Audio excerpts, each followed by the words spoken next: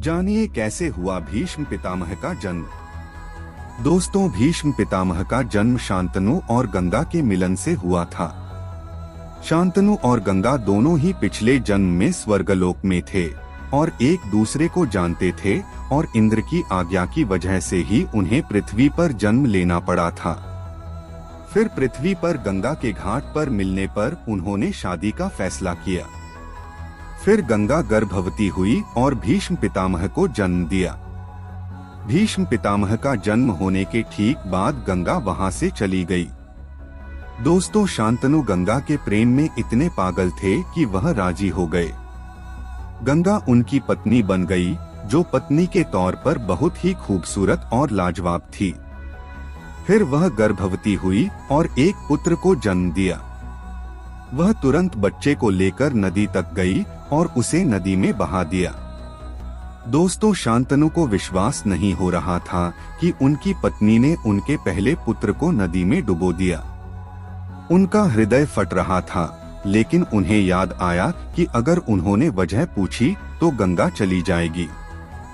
जो शख्स पहले खुशी और प्रेम में उड़ता फिर रहा था, वह दुख से जड़ हो गया और अपनी पत्नी से डरने लगा। मगर फिर भी वह गंगा से बहुत प्रेम करते थे। दोनों साथ साथ रहते रहे। दोस्तों, 16 साल गुजर गए। गंगा ने उन दोनों के पुत्र देवव्रत को लाकर शांतनु को सौंप दिया। देवव्रत ने खुद परशुराम से तीरंदाजी सीखी थी और बृहस्पति से वेदों का ज्ञान प्राप्त किया था। दोस्तों, गंगा ने एक और पुत्र को जन्म दिया।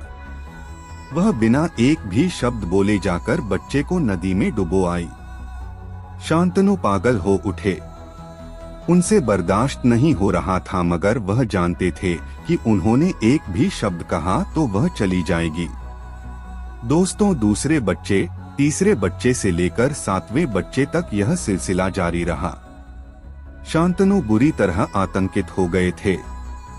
वह अपनी पत्नी से खौफ खाने लगे क्योंकि वह उनके नवजात शिशुओं को नदी में डुबो दे रही थी। जब 8वें बच्चे का जन्म हुआ तो शांतनु असहाय की तरह गंगा के पीछे पीछे नदी तक गए। जब वह बच्चे को डुबोने ही वाली थी कि शांतनु ने जाकर बच्चे को छीन लिया और बोले, अब बहुत हो गया। तुम यह अमानवीय हरकत क्यों कर रही हो? गंगा बोली, आपने शर्त तोड़ दी है, अब मुझे जाना होगा। मगर जाने से पहले मैं आपको कारण जरूर बताऊंगी। भीष्म पितामह का जन्म शांतनु और गंगा के मिलन से हुआ था। शांतनु और गंगा दोनों ही पिछले जन्म में स्वर्गलोक में थे और एक दूसरे को जानते थे और इंद्र की आज्ञा की वजह से ही उन्हें पृथ्वी पर जन्म लेना पड़ा था। फिर पृथ्वी पर गंगा के घाट पर मिलने पर उन्होंने शादी का फैसला किया।